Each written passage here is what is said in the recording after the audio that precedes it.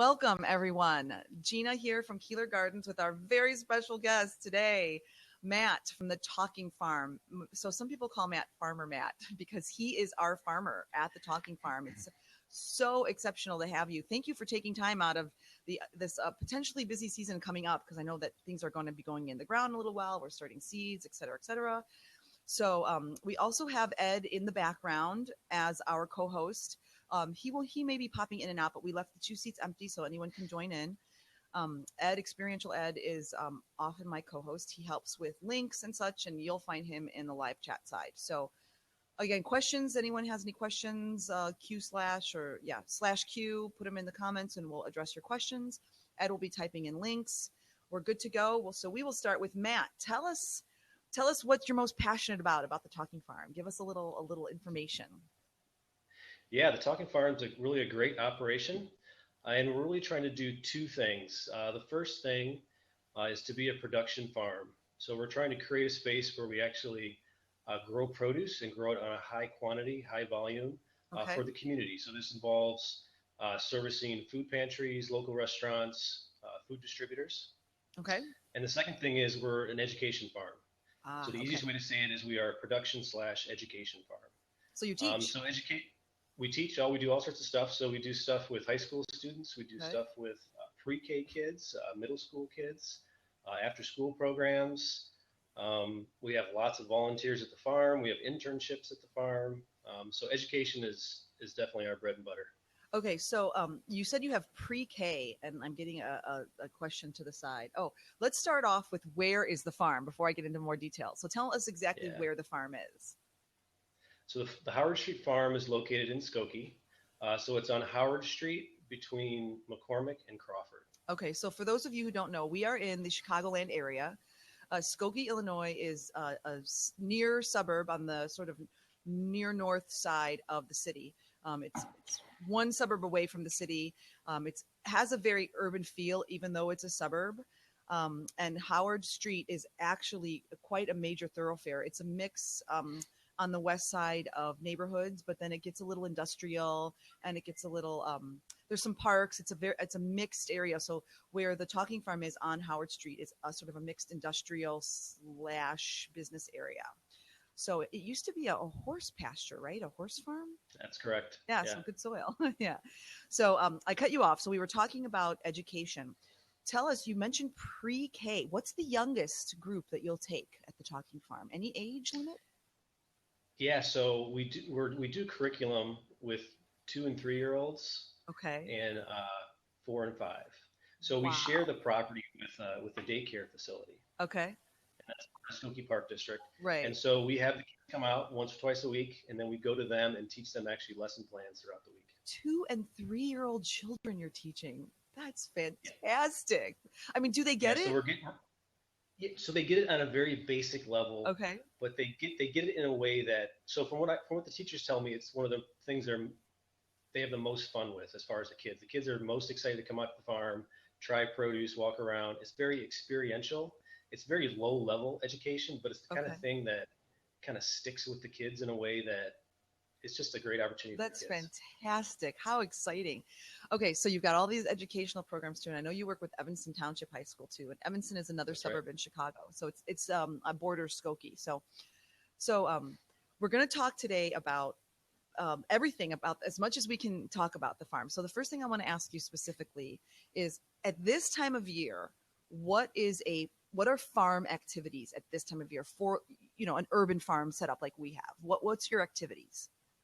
This is actually a very busy time for me right now. Mm-hmm. We're doing all the planning for when the season starts. So we want to do all of our thinking now, and then once the season unrolls, we just follow our template of what to do. Okay, so you have it all planned out. It's a crucial time to figure out crop selection, spacing, harvest windows, yield projections. Plus, we're enrolling interns. We just hired an assistant manager. Wow. So we're kind of doing our staffing stuff as well. Okay. And then we're solidifying all of our partnerships. Okay. So, stuff with after school programs and developing curriculum. So it's just because it's winter, it's still a very busy time for us. So let me ask you, if for those who are interested in maybe carrying some of what you know over into their own personal spaces.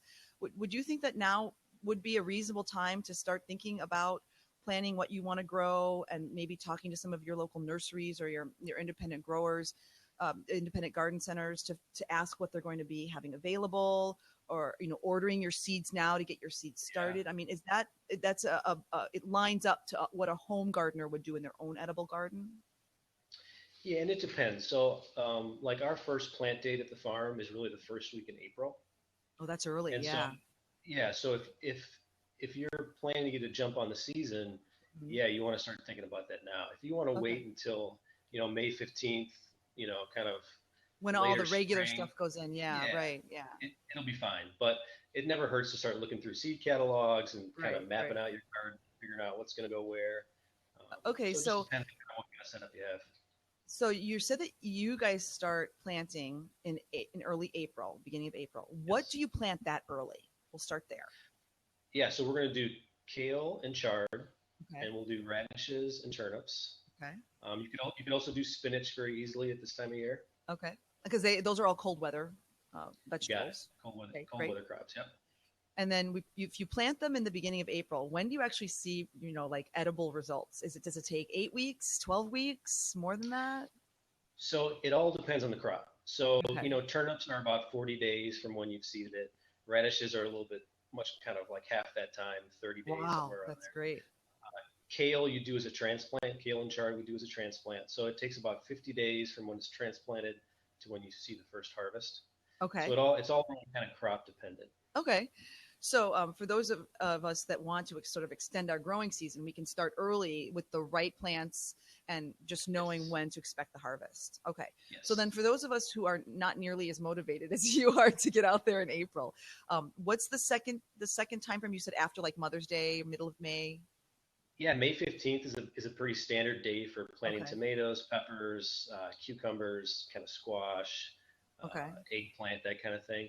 The seasons it's been seeming that the seasons don't warm up as fast as they used to, at least the past Ah, 3 or 4 right. years. So I did I notice almost that. use Yes. I almost use June 1st as the plant It's a date. better date. Okay. And so So those are the ones that are frost intolerant, right? They'll be damaged if it gets too cold, right? correct. Okay. And technically, the last frost date is actually May 15th, surprisingly or not. Yeah. Yeah. So based on the averages, the last date it could ever be would be May 15th. So Okay. yeah.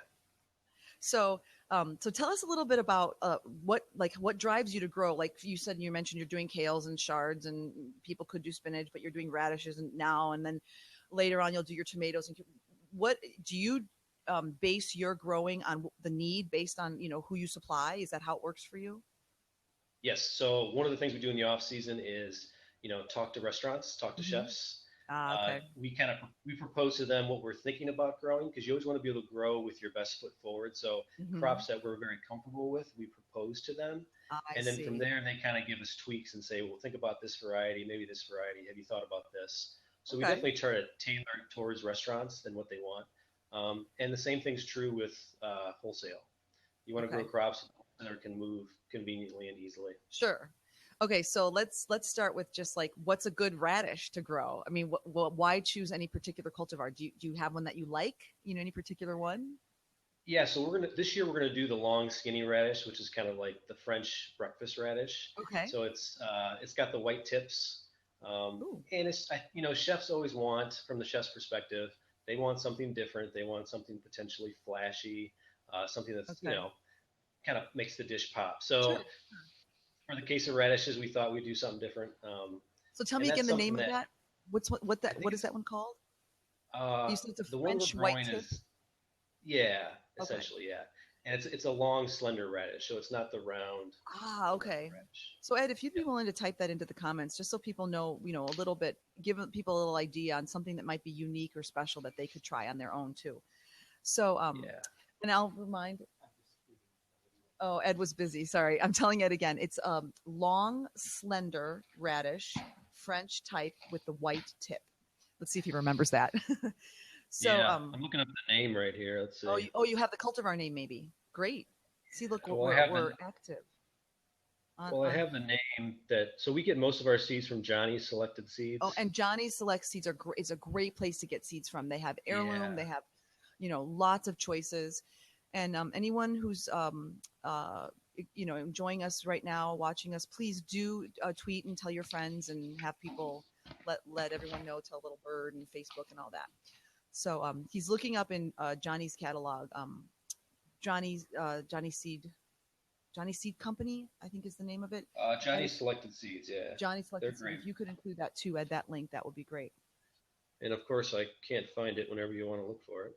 Well, if anyone is interested in that or has a question, you can always send us a DM on Twitter or just give us a little Yep. tweet or through Facebook. Certainly just let us know either or follow us here or and you can follow the Talking Farm too on Twitter. So if you want details on cultivar names, Yep. that's fine. Great. And there's Johnny And, Seed's link on the right too if anyone wants it in the chat. yep. And if you call them, they'll send out a catalog to you, or you can. Yeah, you can see all the different options. So that's a great way to get started, using your seed catalog and using your resources to do something different or exciting. So what kind of shard do you do? Because I love the colored stems of the shard. What colors do you grow? That's what we do. So we do a variety called Bright Lights. I love that. That's my favorite one. It's very, very beautiful. So for anyone who doesn't know Bright Lights shard, so it has like a long, it's almost like it looks a little bit like a romaine lettuce, a very long leaf with that midrib, like a stalk to it that's more obvious. But that stalk part can be like any color. It comes in yellow, red, white, and all on the same bunch. It's phenomenal. I mean, just from a color perspective, it's just beautiful just to grow. That's right. And again, because it's an early one, you can do it in the cold weather. It's beautiful. So then tell us a little bit about seedlings. Let me go back to chard. Let me go back to chard. Go back to chard. Sure. So one of the great things about chard and kale is that they're cold tolerant and they're heat tolerant. So it's a crop that we start early spring and we go right through the summer into late fall. And I mean, the yield window on both of those crops is like 20 to 30 weeks. It's a long time. You're constantly harvesting. But so it's great though. So if you were a homeowner and you had, maybe 3 or 4 plants of each, you would have all your kale and chard needs met easily. Thank you for that point. That's great for small spaces. That's great for those who want to do urban gardens or edible gardens at home. Kale and chard. So we were talking about cold tolerance. We start and we end the season with the cold tolerant plants, but kale and chard being heat tolerant. Some of the ones that aren't heat tolerant are like, for example, spinach and lettuce, right? Those will sort of wither in the summertime, won't they? Correct. And so in the summertime for our lettuce, we put shade cloth over the lettuce. Okay, to protect it a little bit. So this year we're going to try to do an arugula leaf lettuce mix the whole summer. Nice. Arugula is beautiful too. We'll do succession planting, and then hopefully, I'm sure maybe during the hottest part of the summer, the yields might go down. Yeah, okay, because they'll go dormant. But we'll give it a try. And like snow peas too. Those don't like to be growing in the middle of the summer. You grow those early and late. Correct. That's probably one of the earliest crops you can get in. All right, cool. So we've got the whole all growing months covered. That's great. So tell us a little bit about, you're doing seeds right now, right? You started seeds already, right? Correct. And then those are the seedlings you'll use in May to plant your farm at the farm, but you have some of those available too for the seed sale, correct? Yeah, so we grow all our own transplants for the farm. Okay. And so that'll be anywhere from 2,000 to 3,000 transplants just for the farm. Wow. And then we usually do about 2,000 for the community for sale. And then you'll have those at the beginning of the season so they can take them home and put them in their own gardens. Yep. So everything's organic, kind of, locally grown. Fantastic. Yeah. So what are some popular, like obviously tomato or cucumber varieties that people like to plant or that the restaurants enjoy? Yeah. So what we're doing this year is we're doing a yellow pear. We're doing 2 different kinds of slicing. Nice. Yeah. So that's good for salads. You can just throw it directly in the salad. You don't need to cut it or chop it, which is great for chefs. We're doing a yellow sun gold tomato, which I don't know if you're familiar with that. No, these sound great. Sun gold is kind of a fan favorite. If you were to plant one tomato in your backyard, I would choose Sun Gold. All right, Sun Gold it is. Ed, write that one down. Okay, great. Sun Yeah, Gold it is. kids love them. Everyone absolutely loves them. I call them nature's candy. Wow, So because they're sweet.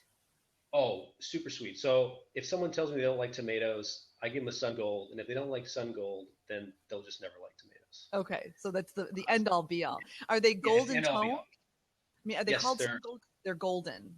yep, kind of a golden yellowish. Yep. Neat. Maybe we'll grow Yeah. those these year. That's great.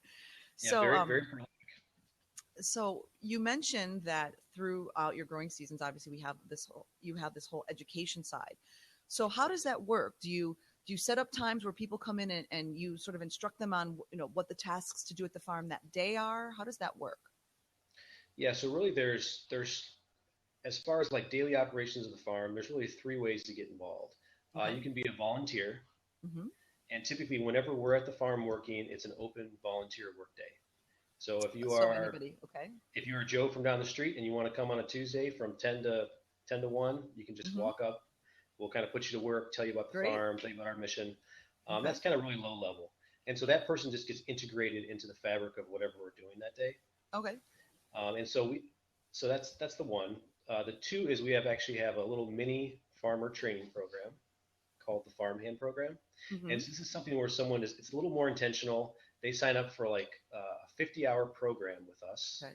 All right. And we walk them through like 7 different categories of farming basic skills. So soil Okay. preparation, plant care, transplanting, seed propagation, harvesting, kind of those kind of things. And it's a little more Okay. formalized.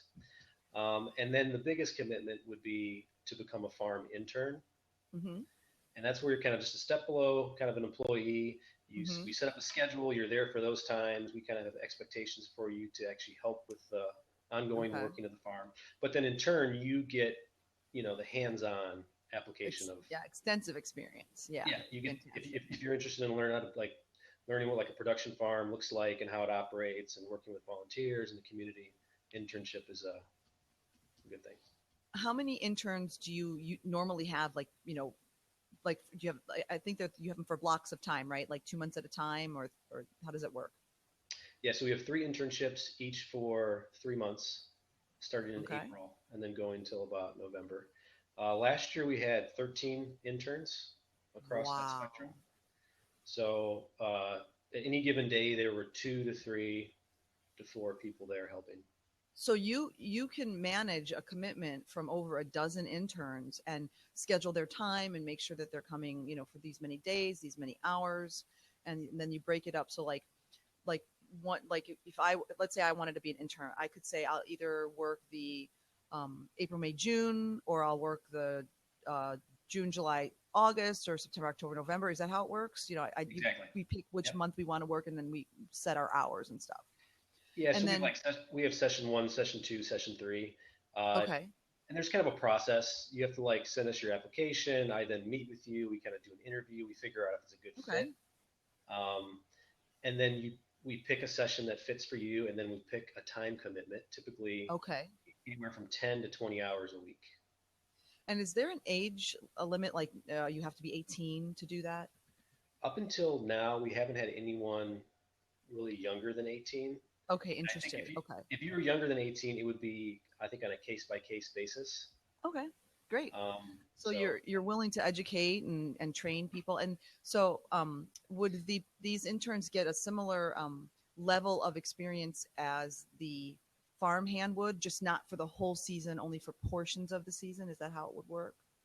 yeah, so the farmhand program is much more like kind of a snippet. It's about 50 hours in total.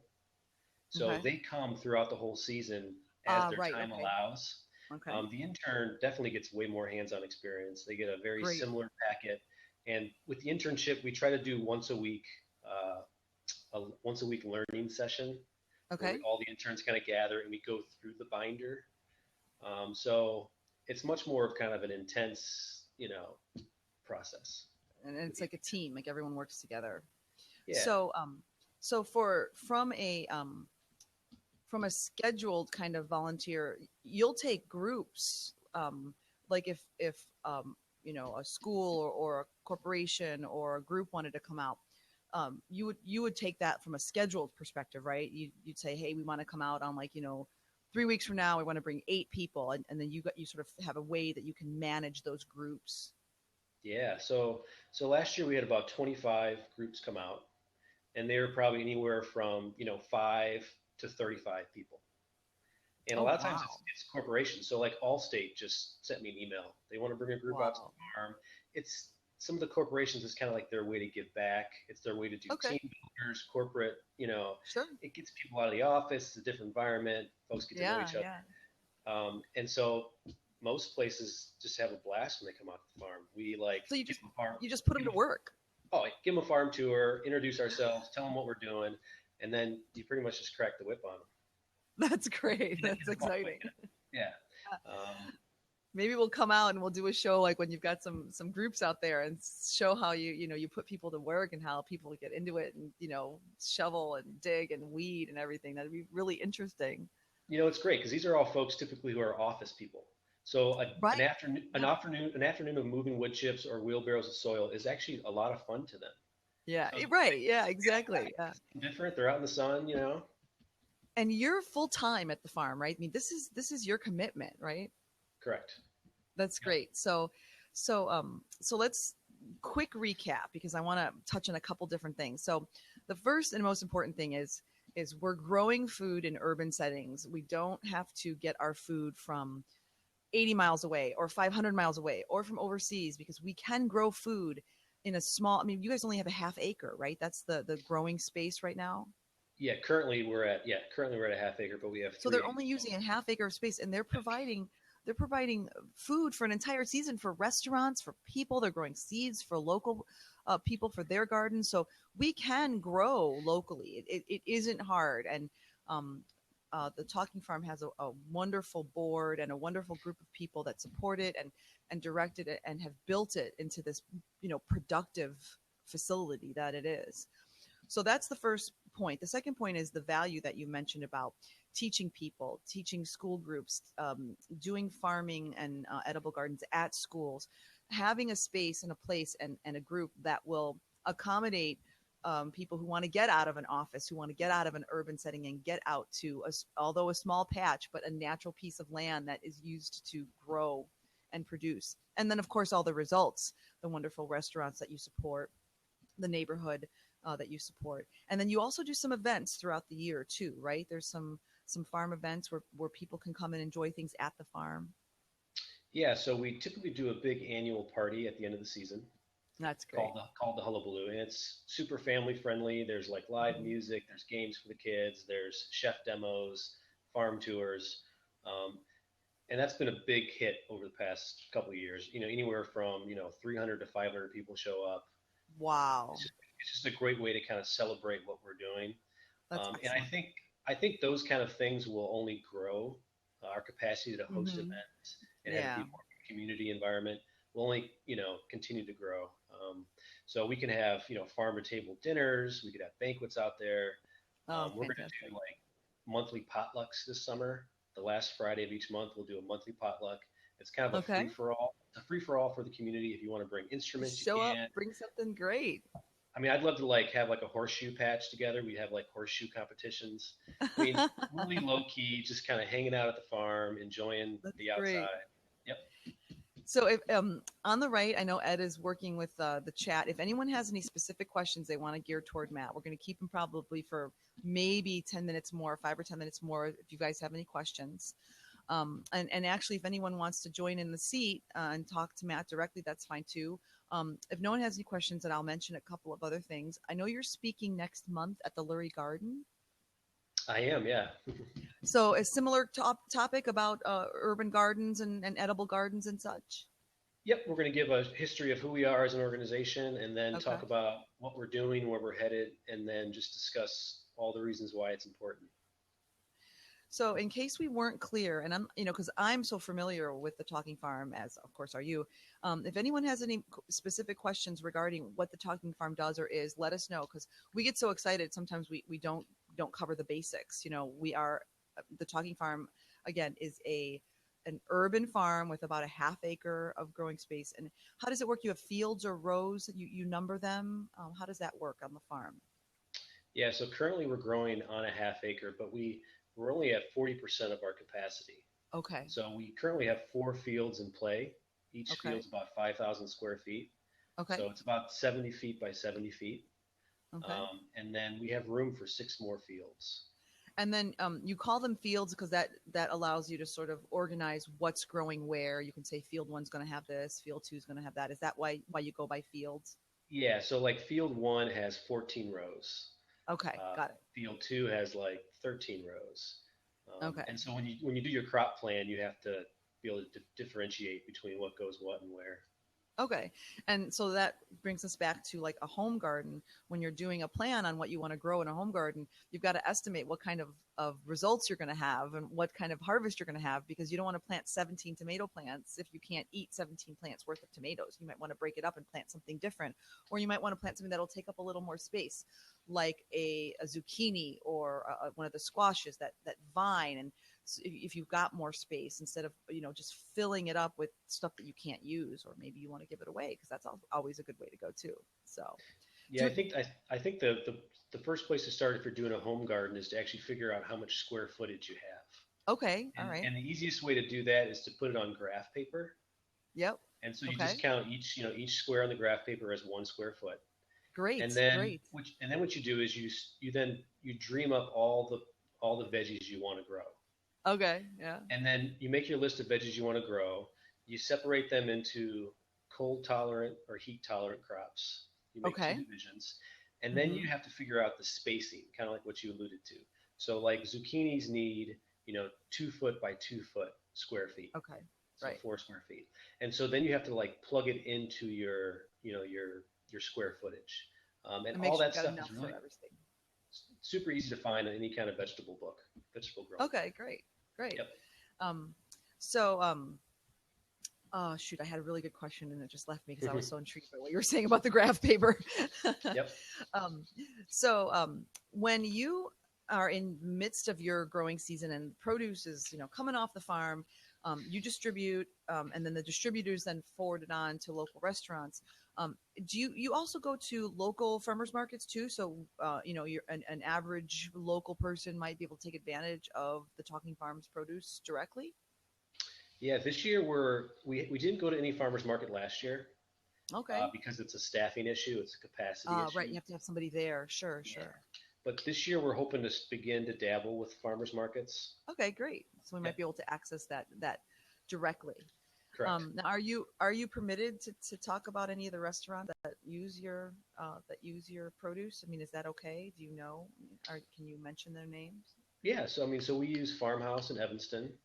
We Okay, use so everyone go to the farmhouse in Evanston. Yep. Okay, We use Boltwood in Evanston as well. okay. So Peckish again, Pig. local. Yep. Oh, Peckish Peckish Pig. Pig. I have actually, I've heard great things about them. They're great. So Um, when you go into there, make sure you tell them you want our produce. They're great. yeah. And they're Okay, actually great. they're like right down the street from the farm. They're actually on Howard Street. All right, great. So we have someone who's trying to call in. Um, Mark, and we'll see what kinds of questions he has, and then Sure. we'll wrap it up. So, Mark, welcome. Thanks for joining us. Thank you, Gina. And thanks, Matt, for sharing everything you do. One question that popped in my head. I'm in the Cincinnati area, Okay. and I run my business, but everything I always try and gain as much knowledge from people who know so much more than me, anything that's great for the body. Mm-hmm. Food you take in to the products that I create to put on it, it all seems connected. My thought sometimes is, and this has been a thought that's gone around a lot, it's like, as we do our best to grow locally, is there a concern in your mind, Matt, and Gina as well, what we can do to, I guess, make the soil better? Because there's been that thought too of saying, the soil is losing its nutrients, and then we start to Right. worry about how good is our food that we're eating. Is that something you think about a concern, or what can we do to make it better, I guess? Either one of us can answer, Matt. You go first because you're there doing it, replenishing the soil. Tell us what you do at the farm. Yeah, soil fertility is top priority for us. We actually have a PhD soil scientist on our board that works at Loyola University, so she kind of consults me. But soil fertility is huge. So the health of the soil directly translates to the health of the plants. Yeah. So we do cover cropping. We do lots of organic matter. We do lots of mulching. We try to do as little tilling as possible. Um, and then we do any amendments that we use are all organic certified, OMRI certified. Um, so we're definitely very concerned about the soil. So, Matt, you mentioned a couple things, and I'll expound just so that our viewers understand. So, first off, cover crops. I'm not sure, Mark, if you know what that means. What a cover crop is it's a fast growing green that you plant when the season is over. Okay. And it can be perennial, but it's often annual. And it grows up before frost. And it may be 6 inches, covers everything in a fresh green layer. And then what happens is once frost hits, everything dies back, and then all of that is worked back into the soil.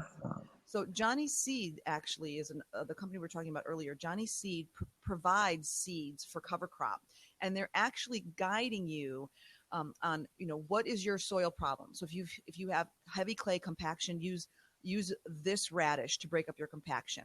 Grow it, let it die into the soil. If you need more nitrogen, use this. If you need more of this, use this, and that goes back to our soil health, soil testing. You test your soil, figure out what you're lacking, what you need, and then you use the right green, it's called green manure. You use your right cover crop, grow it, and then let it die back into the soil, and then you replenish the soil from what it's missing. So that's a big thing, cover crops. Not a lot of people understand or know cover crops because we can actually, on small urban farms, small home gardens, even smallest spaces like a 10 by 10 space, if you're gardening at home, you can use a cover crop at the end of the year, especially in a place like Cincinnati because it'll die back in the winter. Sure. You can use a cover crop to replenish your own soil because we don't have the ability on small spaces to alternate our fields, where some fields are left dormant some years. We don't have the opportunity to do that. And one of the things we do, Gina, is we undersow cover crops. Okay, So can you give a little more information about what that means? So let's say you had in your garden, you had kale and chard and everything that was a taller plant growing. You would have an undersowed cover crop. So it would be like kind of a, greenery at the bottom of those plants. So growing at the same time as your harvestable vegetables, you've got this low level of cover crop growing. Correct. Got it. So it's really good for the soil. It protects the soil from erosion, from the elements. That makes sense. So all the microorganisms are protected and shaded.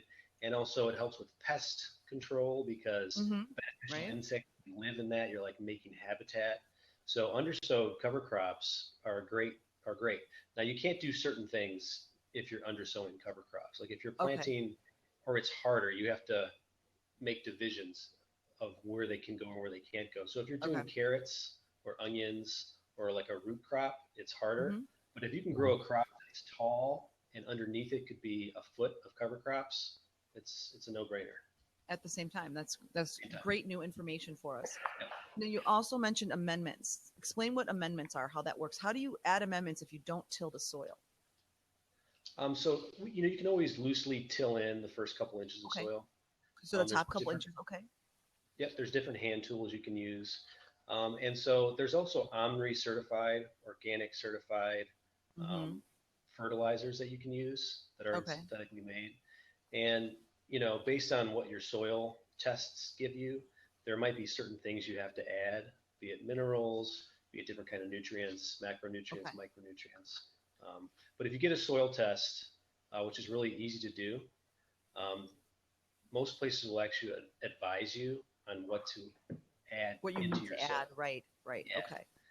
And so they can give you like the organic option and the synthetic option, kind of give you some options. So we have a question actually here. What would be a good cover crop to use along with tomatoes? What do you think on that one? Yeah, so clover would be fine. Okay, clover's great because it's not going to be too high, right? Yep, there's different kinds of clover. Some of it gets pretty tall, so you want to get a low-lying clover. So it won't interrupt your harvest. Great. I mean, that's what we're going to use. We're going to use clover. Okay, great. Excellent. That helps a lot. It sounds like Johnny Seeds is like a great resource to get all these questions answered too. They have things, grouped and organized for you.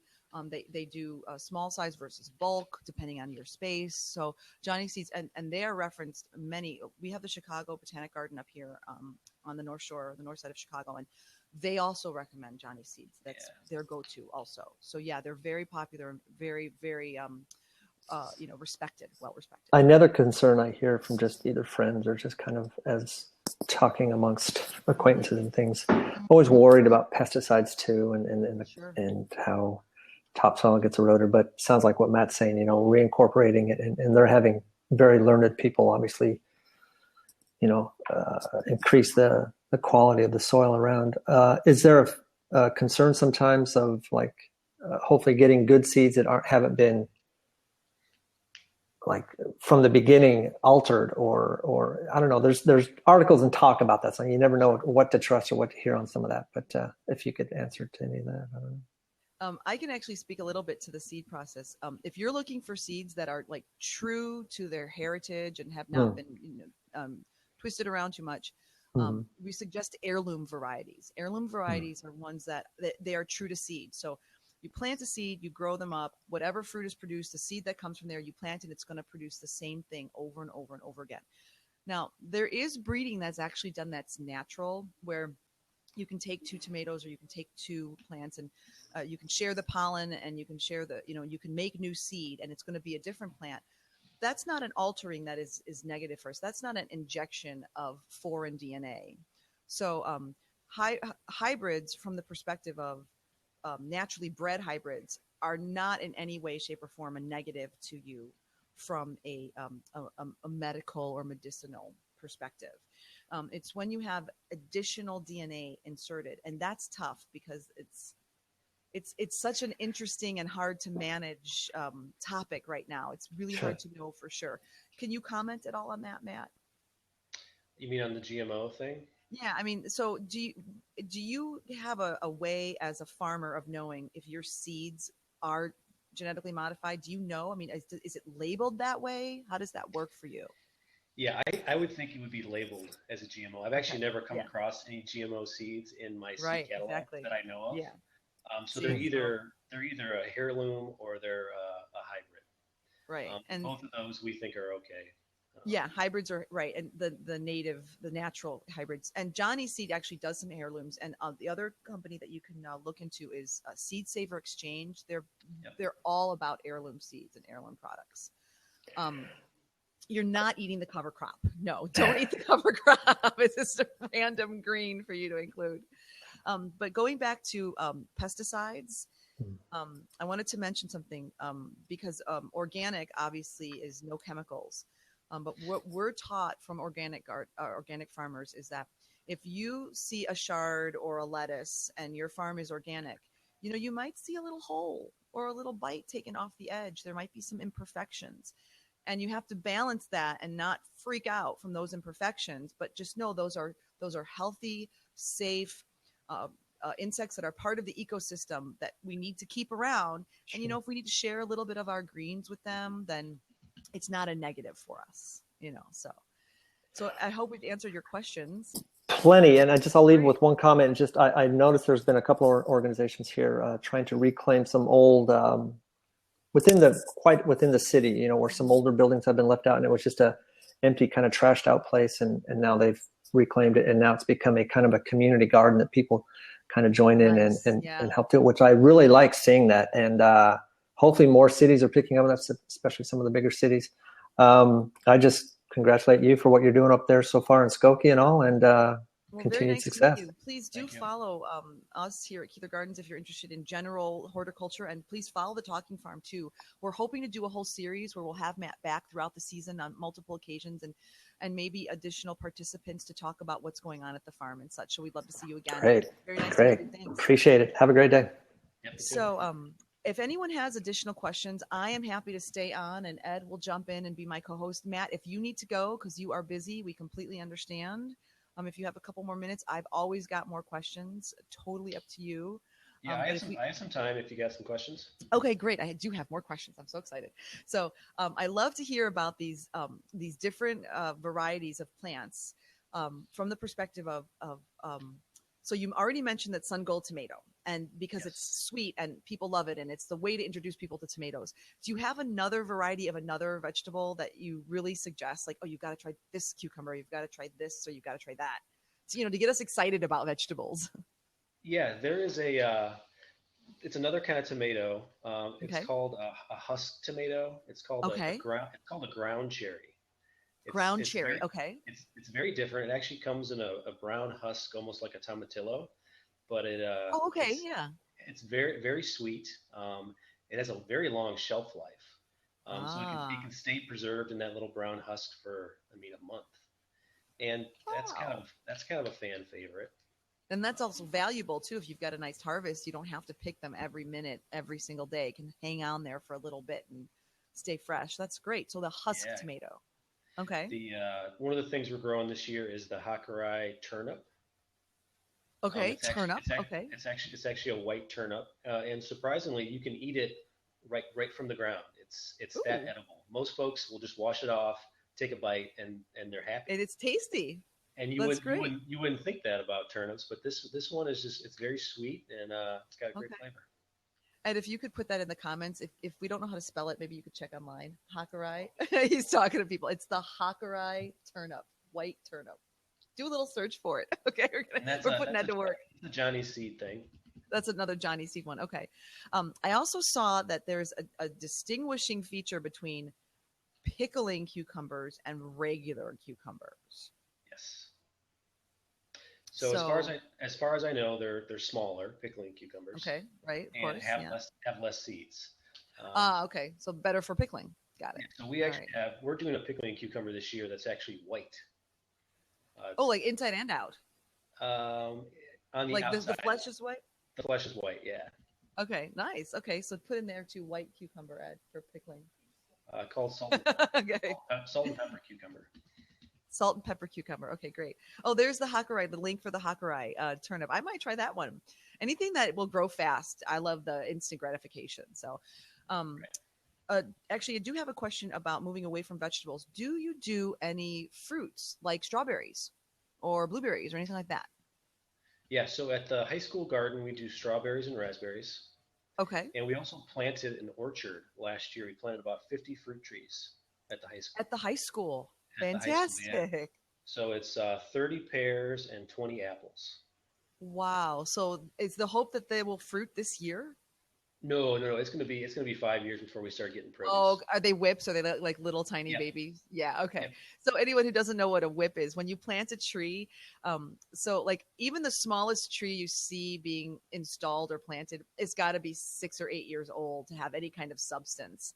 What a whip is it's literally looks like a branch or like a chopstick. It's like the size of a pencil. It's called a whip, and it's like maybe 3 years old. Maybe you plant that, and the difference in 5 years, it goes from this little thing like this to a full-fledged tree in like 5 years. It's not so much about the height as it is about its productive ability. So you just plant it, so we got to wait for that orchard to come to Gotta fruition. wait. That's great. And Yeah. we did all dwarf varieties. Oh, which is another good point because then you don't have to worry so much about height and spread. And um, the Seed Saver Exchange that I mentioned earlier, they do grafting. They'll graft dwarf varieties onto hardy rootstock, so you can have a Yeah, it's very smart. smaller, Yep. yeah, a smaller production, more reasonable production. We have a neighbor here where I live, and I'm in the city proper. So we have a neighbor who planted, I think, a Honeycrisp and one other, and these are like full size trees in the front yard. I mean, these trees are huge, so they need to be harvested and managed and pruned and everything. So yeah, the dwarf variety is a really good idea. Yeah, So great for backyard gardeners. yes, exactly.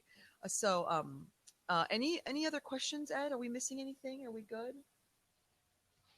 I'm checking with Ed. I'm muting my microphone for just a second, and Ed's going to pop in and out.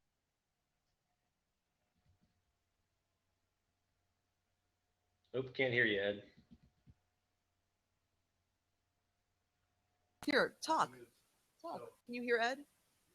I can hear him now. Okay, great. So, Renee in the comments here is up in Mundelein, I believe. And so I'm not sure if you guys have any programs, either one of you separately or as the Talking Farm, to help a high school get started with a gardening program. So I will pop out because you guys can't hear me real well. Yeah, we would potentially consult if someone wanted to consult us and ask questions and we could walk them through what we've done, we'd be happy to do that. I can't hear you, Gina. I'm muted. Sorry, I took my microphone off. So Renee, if you want to email me, it's just Gigi at Keeler Gardens. I will put you in touch with the right people at the Talking Farm to do some consulting for you for your school to get that started. And I would certainly help out in any way that I can, because I would love to be part of that. I want to see what the Talking Farm is doing. The whole point of this talk and future talks like this, Matt, is to get what you guys are doing at the Talking Farm and to duplicate it over and over and over again, like every 2 miles, so that we can have more farms locally in these spaces that are unused. If communities want to gather and do it, if groups want to gather and do it, offer opportunities for students, for corporations to come out and get outside. That's really our goal. So I think the last group of questions is, how late do you guys actually harvest? How late in the year are you harvesting? So easily we harvest into December. Really? And I just saw on your Facebook page that you, at the school, you guys wintered over some spinach. Tell me about that. Yeah, so it's called season extension Okay. because it extends the season. It's Right. very simple.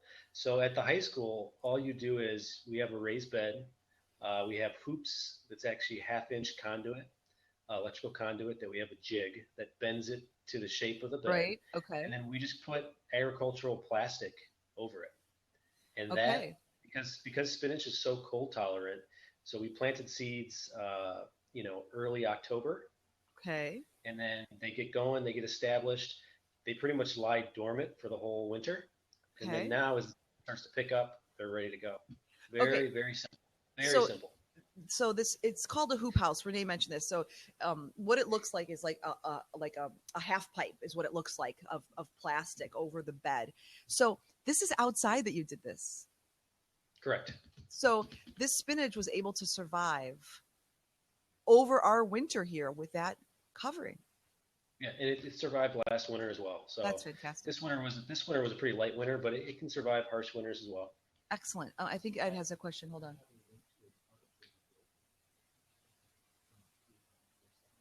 If you want to. So I'm Gina from Keeler Gardens. I previously did some work for another company, and we talked all about hoop houses and cold frames. And so there's a link there if anyone is interested in seeing what a hoop house is or seeing how it features. And what it does is it brings that sunlight in, and it sort of encapsulates it, and it acts as an insulator, and keeps it makes it seem like it's a little zone higher than it really is. So that's what's so exciting about hoop houses. So that's exciting. So now they're ready to continue on with their growth, as opposed to having to start the seeds now or start the seeds indoors. They're ready to go. Yeah, so they're already established. So if you were to plant your seed, so we got a 30-day jump. Yeah, exactly. Right now. That's fantastic. Yeah, and so that's going on at the school right now. Yeah, and at the big farm, and at the Howard Street farm. So the school farm, all that produce, how do they use their produce at the school? It's great. So the cafeteria uses it.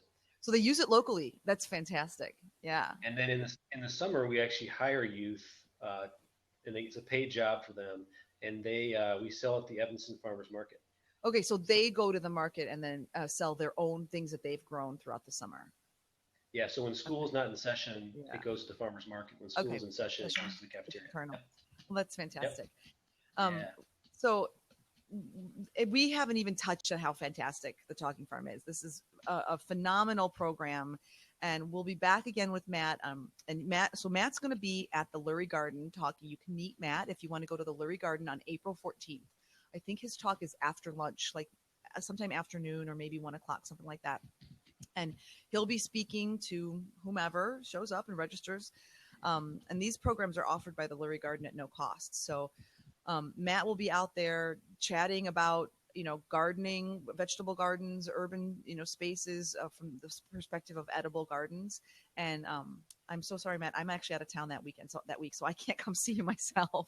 But we will definitely stop up over at the Talking Farm. We might come up and do a Periscope and just give people the opportunity to see the farm and do a quick walkthrough as things start to take off up there. So thank you so much for your time. We've had some dedicated, interested guests here. So we really appreciate your time. We'll be back with Matt in the future when things are going on. Go to thetalkingfarm.org to learn more. Also, the Talking Farm is going to have, thanks, Renee. The Talking Farm is going to have their first event, their sort of a kickoff event at the farmhouse, one of the restaurants that they support through their local produce. That's called the Spring Thaw. So you'll find that information also on the Talking Farm. And then if anyone is interested in those internships or that farmhand program, again, all this stuff is at thetalkingfarm.org. And you can always reach out to me. I am Gigi Keeler G on Twitter. And the Talking Farm is also on Twitter. And please contact us in any way. I just bumped my microphone. Sorry. Contact us. Reach out. Thanks, Bill, for joining us. Thanks, Renee, for joining us. Thank you so much, Matt, for taking time out. We're really looking forward to coming out and visiting you at the farm, and we'll see you soon. And we appreciate all the information. Glad so to be thanks here. again. Thank you. Great. Yeah. So we'll sign off with Matt, and then we'll ask Ed to jump back in for a couple last minutes. Thanks again, Matt. Great to have you. Thank you. Bye-bye. Yep. Bye.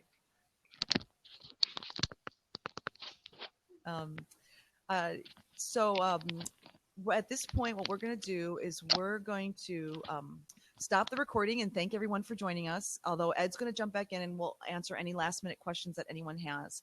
Here's the value of being part of the live show. You get a little special Q&A time. But we love you on the replay too. So communicate with us in any way that you can reach out to us, follow us, and we'll get you answers to any questions that you have. So thanks everyone for joining us. I'm going to stop the recording now. Bye.